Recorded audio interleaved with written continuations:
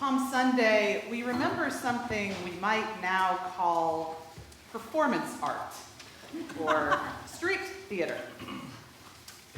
The Romans liked a good parade, and the main thoroughfare through the imperial outpost of Jerusalem had seen its fair share of them, with helmeted soldiers and crowned rulers and great war horses. These processions were designed to display through grandeur and military might power over a subjugated people.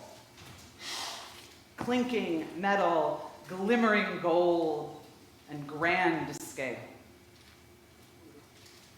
And in this morning's first gospel reading from Matthew, here comes Jesus of Nazareth riding down that same parade route with a ragtag crew of disciples, probably smelling of fish and sweat, and perhaps a larger coterie of dusty, weary followers trailing behind.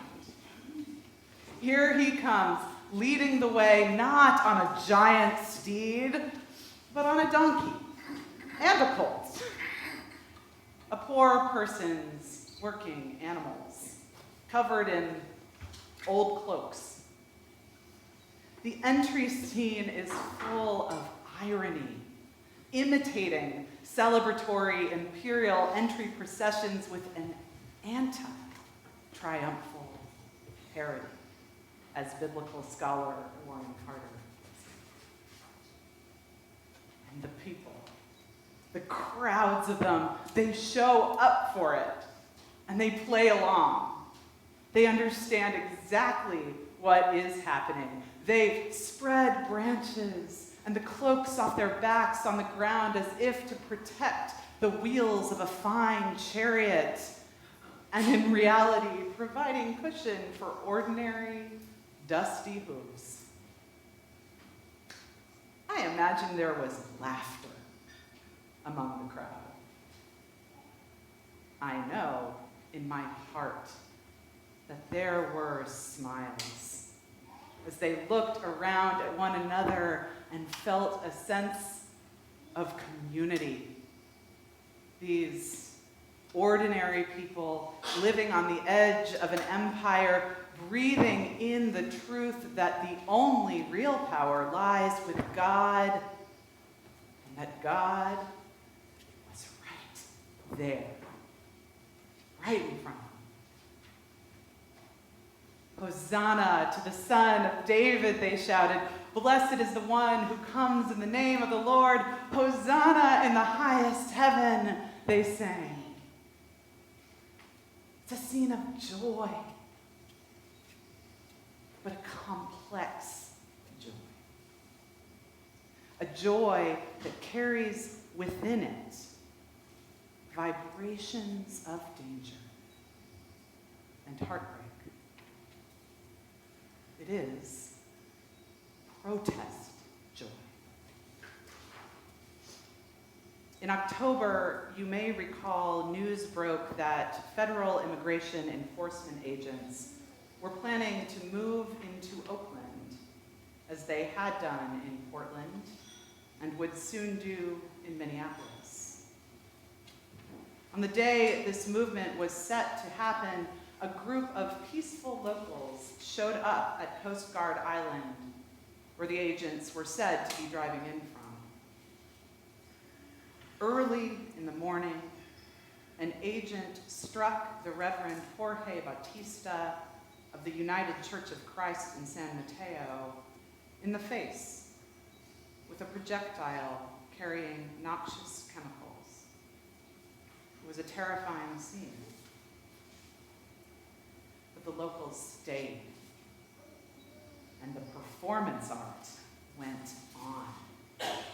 By the time I got there, there was a cadre of clowns, actual clowns, and plenty of clergy, a proper pairing if ever there was. There was a man painting the scene in real time, plein air. There was a woman dressed as none other than Wonder Woman. There was a jump roping crew. And there were also, of course, regular, uncostumed people, teachers and tech workers, grandmas and grad students, moving in a circle, singing and occasionally shouting our thanks and praise to Wonder Woman. I found myself smiling and sometimes even laughing. And I looked around and I saw others smiling and sometimes even laughing. And I thought, is this joy? And if so, is this right? We were assembled out of fear for our neighbors and friends, in the shadow of arrest and detention in response to the possibility of death dealing in our community. Some of us had witnessed state violence less than an hour before. And here was joy. This isn't an isolated experience, is it? We've seen it elsewhere, in the so-called Portland protest frog and the proliferation of all of those puffy resistance rally costumes across the country. It can't help but make you smile. Some of us saw it just yesterday at the No Kings rally, in the clever signs and slogans and the apparel and the accessories and the music and the movement, the performance art of it all. Even with the vibration of the ever-present possibility of state violence, there is joy. Joy that does not deny the pain running straight through the center of the moment. Joy that breathes in the truth that the only real power lies with God and that God is right here, right in front of us. Protest joy. If I'm being honest, I really do not love the way we squeeze both the Palm Sunday story, the story of Jesus' entry into Jerusalem, and the Passion narrative, the story of Jesus' trial and execution, into one big event this morning. The beginning and the end of a week-long story missing its middle. And it's a relatively new innovation, introduced to the Episcopal Church, as with so many things, by the 1979 Book of Common Prayer. It's true. Before that, Palm Sunday stood on its own, and the marvelous procession into the city was enough. The most cynical take on the reason for this change is that there was an assumption that churchgoers could not be trusted to go through the danger and the heartbreak of Good Friday on their own.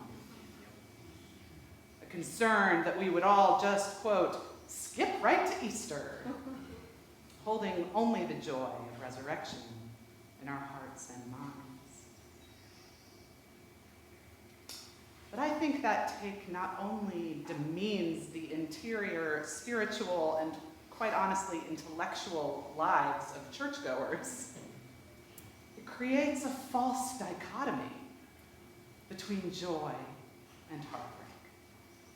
As though anyone on that day in Jerusalem, or anyone who has waved palms on a spring morning ever since, hasn't felt in their bones, even as we smile and we laugh and we sing, that there are hard days to come. As though the joy of Palm Sunday isn't exactly this kind of joy, that the kind that feels the vibration of danger and heartbreak underneath the boisterous shouts of Hosanna and the glorious strains of All Glory, Laud, and Honor.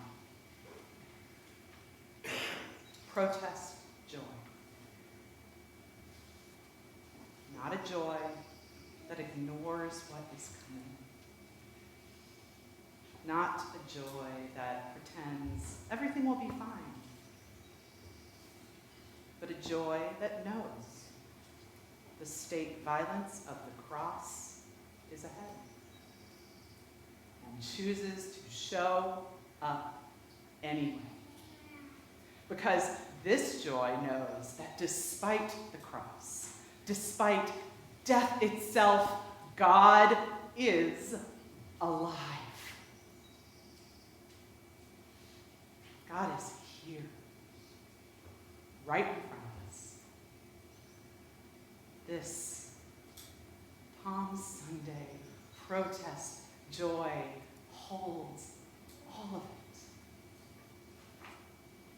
And so we continue the tradition of Jesus that day long ago in Jerusalem.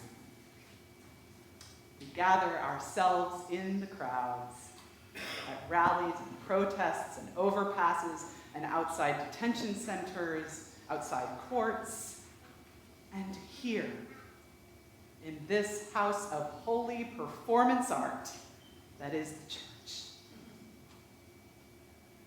We gather ourselves in community, even and especially against the backdrop of so many imperial parades designed to display through grandeur and military might power over a subjugated people. We sing, we laugh, we smile. We lay down cloaks and branches on the road because God is here, right in front of us.